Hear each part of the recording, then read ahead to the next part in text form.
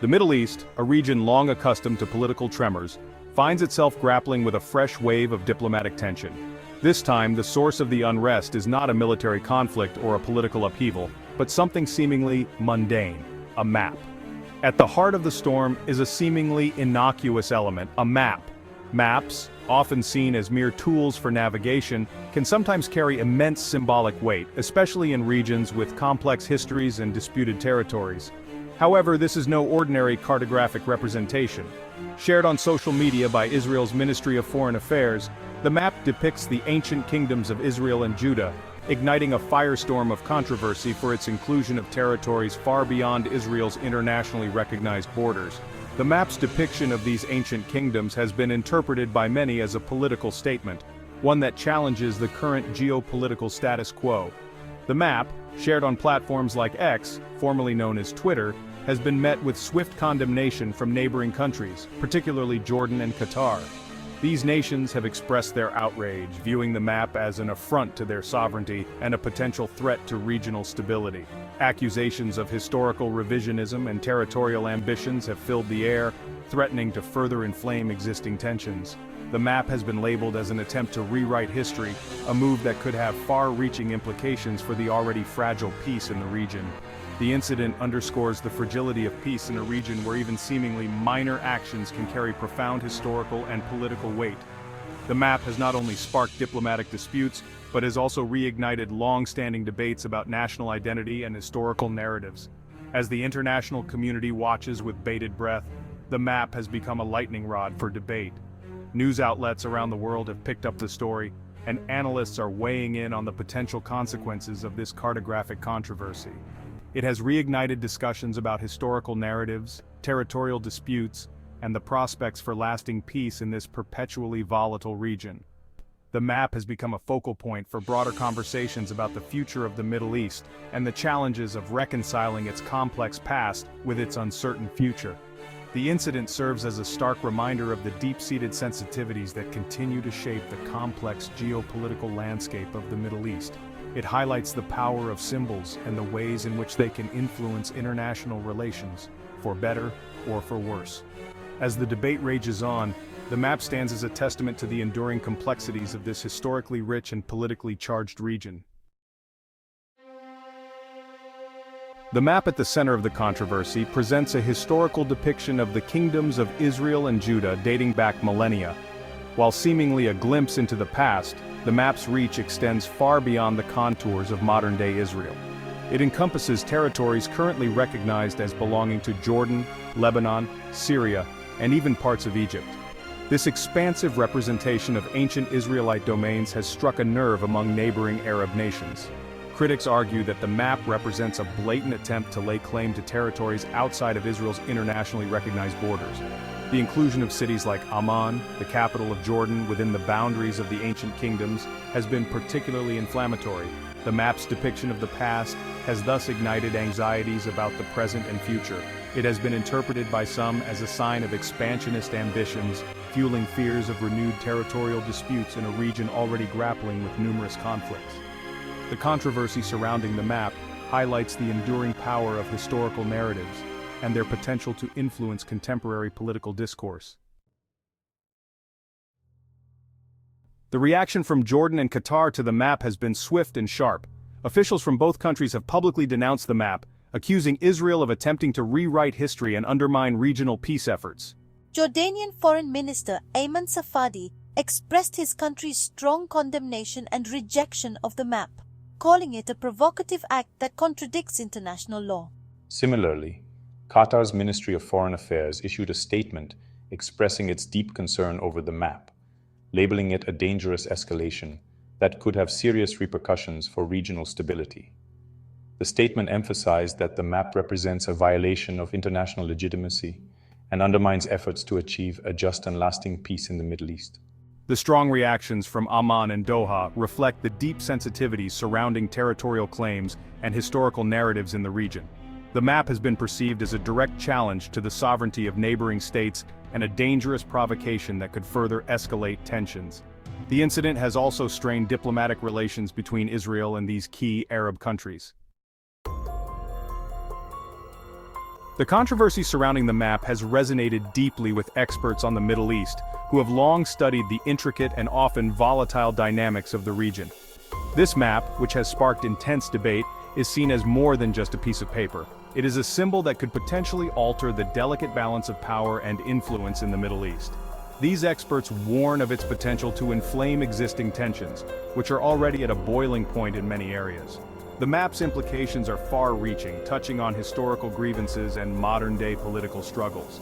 They caution that it could undermine fragile peace agreements that have been painstakingly negotiated over the years. These agreements, often seen as tenuous at best, could be shattered by the renewed hostilities that the map might provoke. Dr. Hanan Gada, a fellow at the Washington Institute for Near East Policy, argues that the map taps into deep-seated fears of Israeli expansionism. She explains that these fears are not unfounded, as history has shown a pattern of territorial claims and expansions that have led to significant unrest and conflict.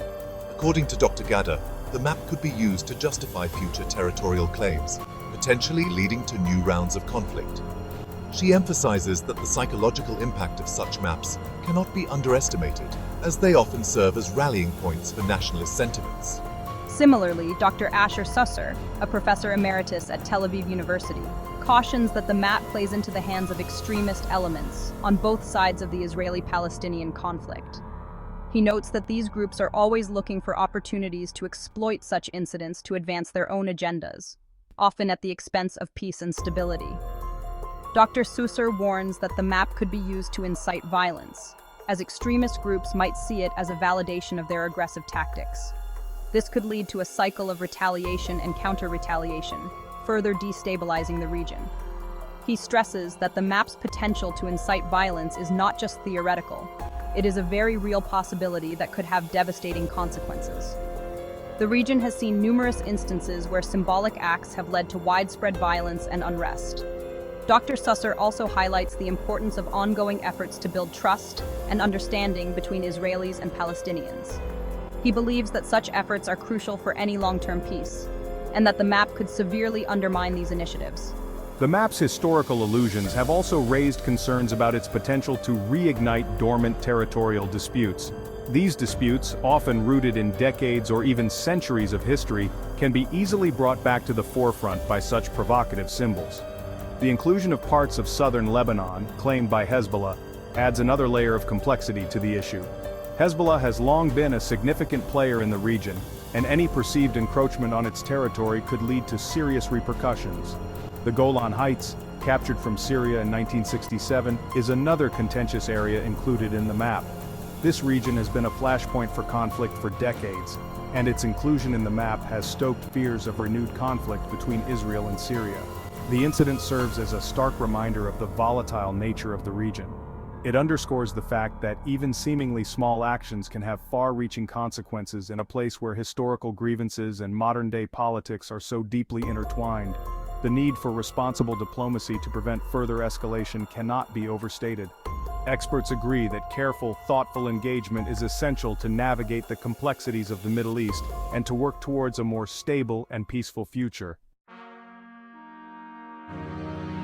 To understand the full weight of the current controversy, it is crucial to examine the historical context of Israel's borders.